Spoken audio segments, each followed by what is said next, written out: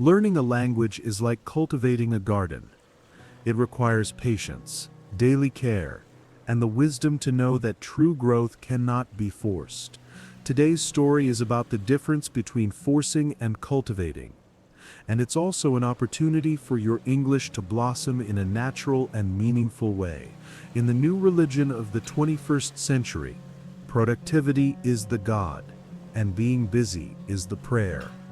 We glamorize hustle culture, turning burnout into a badge of honor.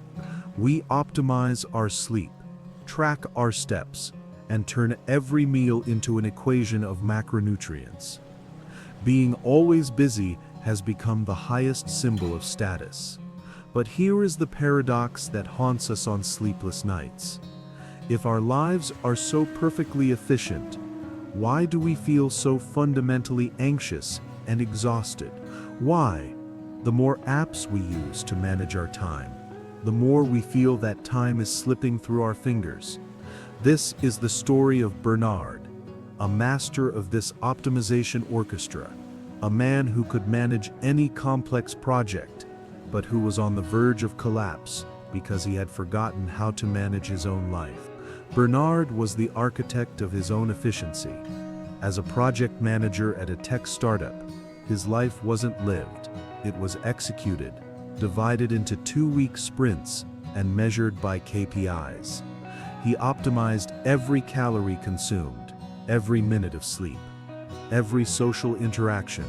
His mantra, repeated like a line of code in his mind, was simple and brutal: rest is for the weak. But the human operating system is fragile, and cracks began to appear in his perfectly engineered machine. At 33, Bernard's warning sign began with a subtle anxiety, a background hum that no meditation app could silence. Then came the insomnia, nights spent staring at the ceiling, his mind calculating the next day's productivity deficit. Victories at work, which once brought euphoria, were now registered only as completed tasks on his endless list. He was becoming a spectator to his own achievements. The breakdown wasn't a crash, but a silent verdict in a doctor's office. Severe burnout. The prescription wasn't a new app or a book on time management. It was a forced medical leave. For the first time, Bernard faced a problem that couldn't be solved with a spreadsheet or more effort. His perfectly calibrated machine had broken down. And now, stripped of his metrics and his purpose, he was sent to the one place he couldn't optimize, his aunt's house in a small town called Cold Spring. Arriving at his aunt's house in Cold Spring was like being unplugged. Without his notifications, without his productivity charts, Bernard felt lost, an astronaut without a mission. He looked at Lucy's garden, a lush and seemingly messy oasis, and his project manager brain immediately began to diagnose the inefficiencies. Flowers growing without a clear pattern, herbs mixed in with vegetables. It was a system that was crying out for optimization. His aunt, Lucy, was the personification of that garden. A woman who moved with the deliberate calm of someone who understands that the sun will rise tomorrow, with or without her help. She was not a multitasker, she was a monotasker, who devoted her full attention to pruning a rose or watering a tomato plant. Her value was in presence, not in haste. Lucy watched her nephew pace back and forth, vibrating with the energy of an engine without wheels.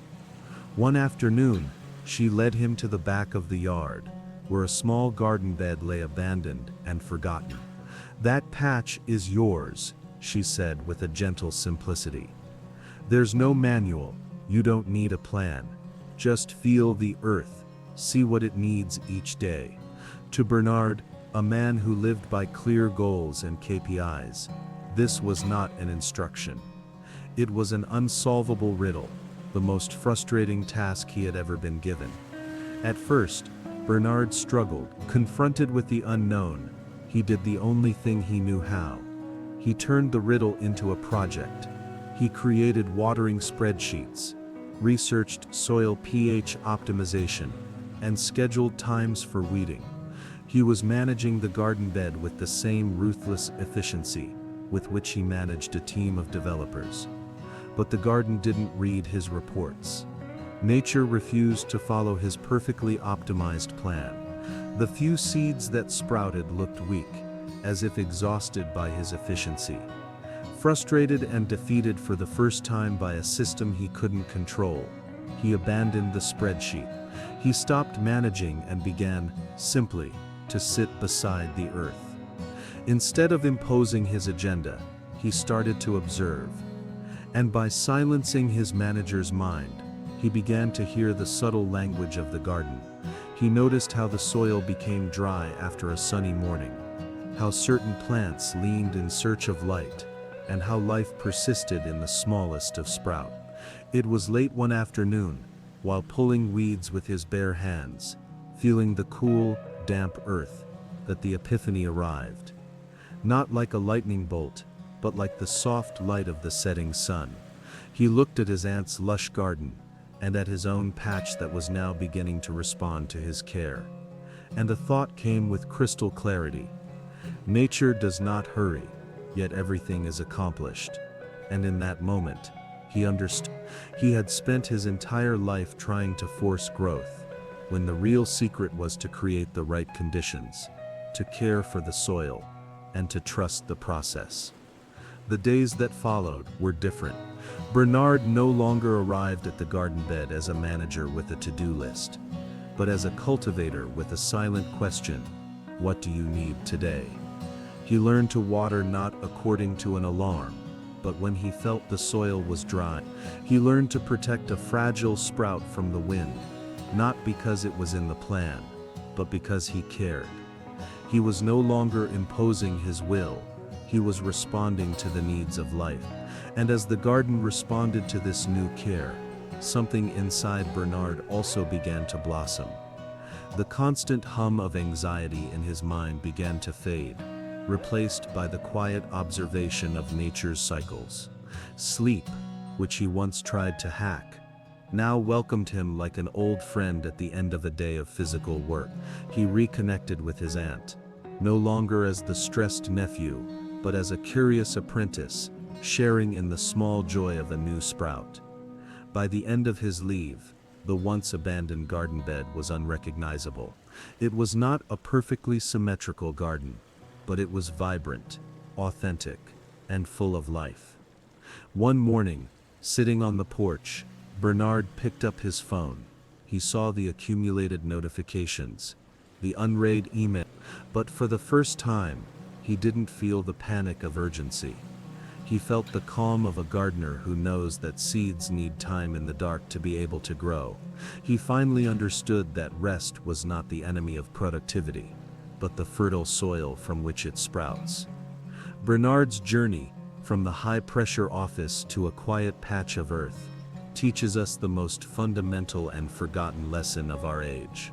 Life is not a project to be managed, but a garden to be cultivated. Today's story is an invitation to look at our own lives and ask, what area am I trying to manage with the brute force of productivity, when it actually needs to be cultivated with the patience of a gardener? If this parable resonated with you, leave a comment below, like and share this video, so this message can find others trapped in the tyranny of productivity. And don't forget to subscribe for more stories that help you learn English. Until next time, stop forcing the growth and just tend to your garden.